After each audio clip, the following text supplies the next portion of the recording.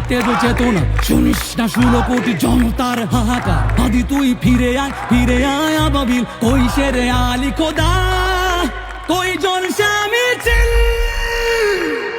ফেসিবাদ কবরের সূচনা কে করলেন?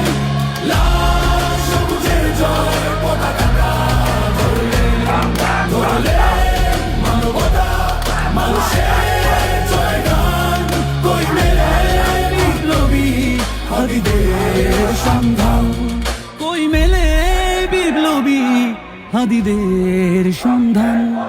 কই মেলে বিপ্লবী হাদিদের সন্ধান?